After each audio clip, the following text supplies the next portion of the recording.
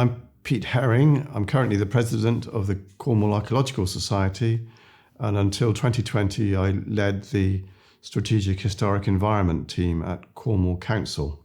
That team was responsible for delivering the Distinctiveness project and also for drafting the heritage strategy for Cornwall.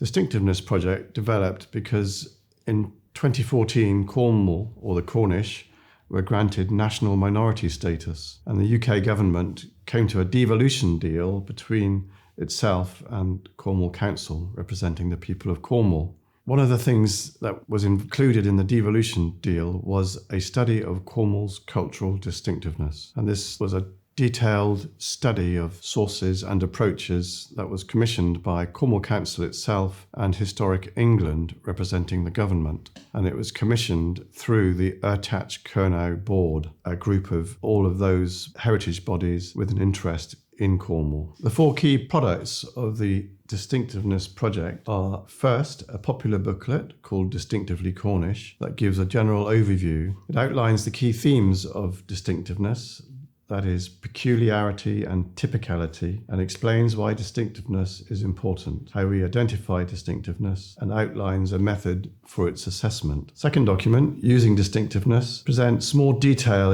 on the principles and methodologies underpin the approach, and presents 10 areas of decision-making that we expect will benefit from distinctiveness assessment. The third document, Assessment Framework document, presents a step-by-step guide to the assessment methodology and uses that by working up an example at Tintagel. Finally, the Cornwall Cultural Distinctiveness Guidance document presents the two approaches that are used to quantify distinctiveness characteristics and presents evidence that might be used to support them. All of these are hosted on the Let's Talk Cornwall Heritage Hub, where you can also access the Distinctiveness Toolkit. The toolkit was commissioned by Board Erdtach Kernow and delivered by Dig Ventures. The toolkit is designed to guide you through the assessment process in a logical manner. It hosts specific guidance notes based on the usage cases outlined in the Using Distinctiveness publication. These include, amongst others, neighbourhood planning, statutory designation, and the presentation of heritage assets. The guidance is broadly grouped by area of application, with guidance notes and resources for developers, property owners, governance and planning, and for researchers or special interest groups. The guidance is complemented by a wealth of links to additional resources. The Let's Talk Cornwall Heritage Hub is now the main communication channel for the Strategic Historic Environment team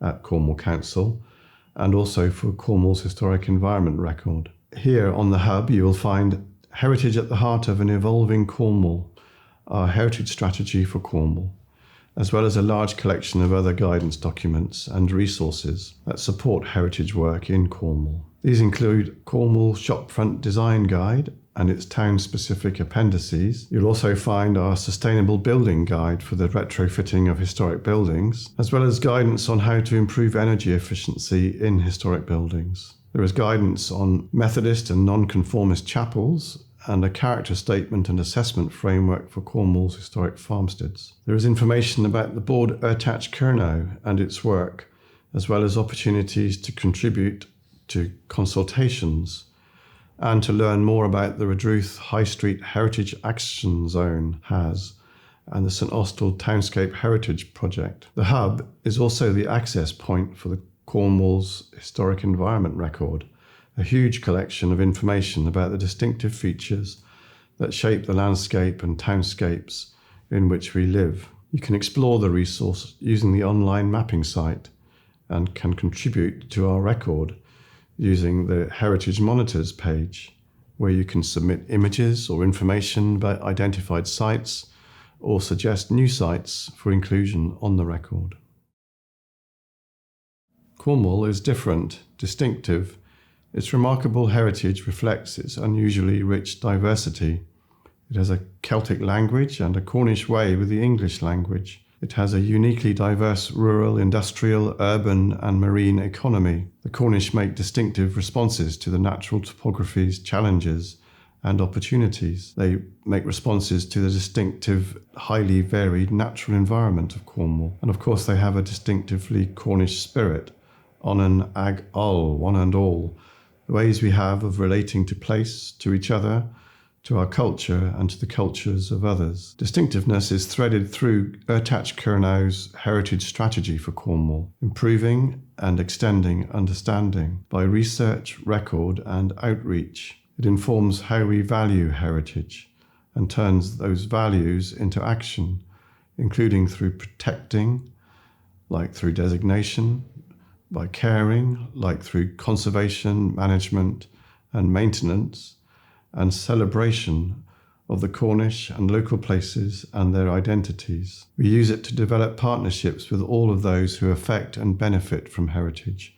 and the historic environment. We've developed two approaches or pathways to cultural distinctiveness. There are types of buildings, sites, landscape and ways of doing things that are peculiar to Cornwall, usually peculiar to a locality or a place within Cornwall. And there are those that are typical of Cornwall or a locality within it, usually through resonance with local cultural themes. Identification of the peculiar type of asset, like courtyard houses, fugus, hewers' huts, penanguari, and preaching pits, is complemented by identification of the peculiar quality, character, or materials.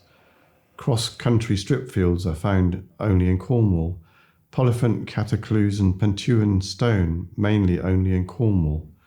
If types are also found beyond Cornwall, there is a pathway one peculiar Cornish distinctiveness that can be recognised in their particularly dense distributions in Cornwall, like of cliff castles, pan kilns, fish cellars. Pathway 2, the typical of Cornwall, is again identified through types, but also through quality and character.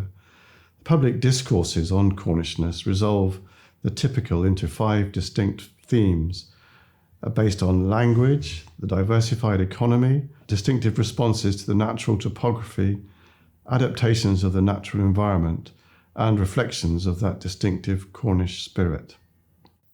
Cornwall National Landscape has a project, a Monumental Improvement, whose aim is to improve the condition of around 40 scheduled monuments in Cornwall, most of which are on the Heritage at Risk Register.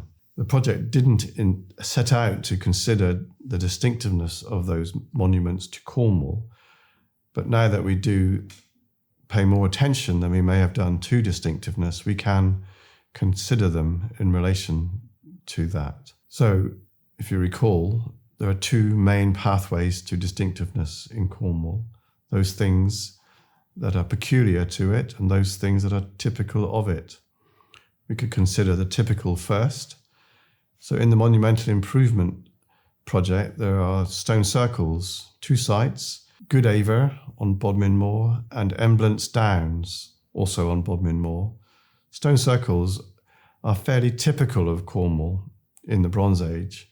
They're found in all of the granite areas of Cornwall, not just on Bodmin Moor. There is one site in the Monumental Improvement project that is very peculiar to Cornwall in that it seems to be a unique monument, peculiar to itself, and that is the enclosure called King Arthur's Hall in St Breward on Bodmin Moor. So far as we've been able to establish, there is nothing quite like it anywhere else. It's been dated very recently to the Neolithic period, so it's one of the oldest monuments. Most of the other sites on the Monumental Improvement list are what we would regard as fairly peculiar to Cornwall, in that the types of site do exist elsewhere, but their form in Cornwall is peculiar to Cornwall. We can consider tor enclosures. There is one tor enclosure in the Monumental Improvement project, Stowe's Pound on Bodmin Moor.